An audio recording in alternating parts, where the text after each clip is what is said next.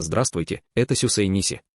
Как я упомянул в своем видео в начале сентября, меня уже несколько лет интересует стремительное развитие корейской кинокультуры. Изначально моей специальностью было российское кино, и я исследовал российскую кинокультуру, в том числе позднюю имперскую и советскую эпоху, но всегда чувствовал, что важно сравнивать ее с кинокультурой других стран того же периода. Это связано с тем, что кино является первой в мире глобальной культурной индустрией с более чем 100-летней историей.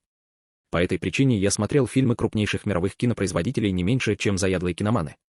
В последние годы, случайно просматривая корейские фильмы, распространяемые в интернете, я заметил, что технические стандарты корейских фильмов значительно улучшились за последние 10 лет или около того по сравнению с другими крупными странами-производителями фильмов.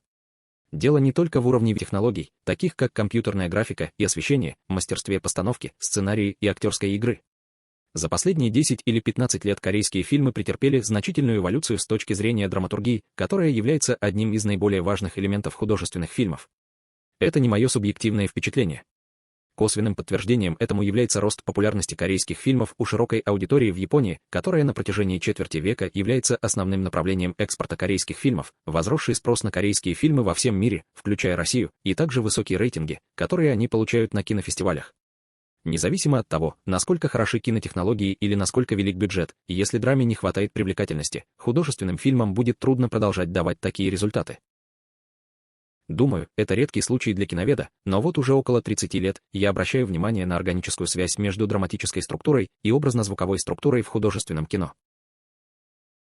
В 1995 году я опубликовал статью на японском языке, в которой проанализировал Кагемуся Акиры Куросавы с этой точки зрения.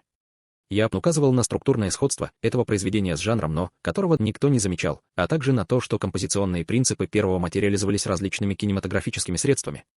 Однако меня интересует драматургия современных корейских фильмов с другой точки зрения. Потому что именно в этом кроется секрет всемирной популярности и оценок корейских фильмов.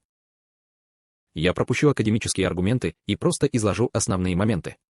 Драматический стиль современных корейских фильмов имеет характеристики, которых нет ни в голливудских, ни в других зарубежных фильмах, и именно потому, что они способны ярко выражать универсальные ценности, они привлекают как отечественную, так и зарубежную аудиторию.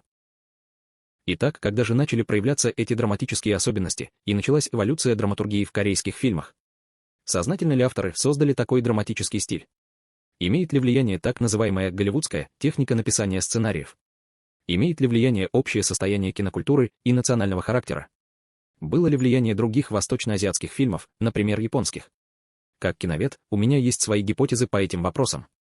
Однако в эпоху быстрых перемен я считаю бессмысленным развивать аргументы в форме научных статей по вопросам, связанным с практикой творчества. Более 20 лет назад я разъяснил композиционные принципы Кагемуся и Иран, которые можно считать вершиной японской эстетики и драматургии. Но, насколько я знаю, никто из японских создателей не обратил на это внимания. Искусствоведы в традиционном или современном европейском понимании начинают с интуитивного понимания и пишут об этом с таким уровнем детализации, который был бы противен обычным кинозрителям и критикам, пишущим в коммерческие журналы. Если времена изменились и читатели, и зрители больше не хотят тратить свое время, это всего лишь вопрос прямой передачи нашего интуитивного понимания.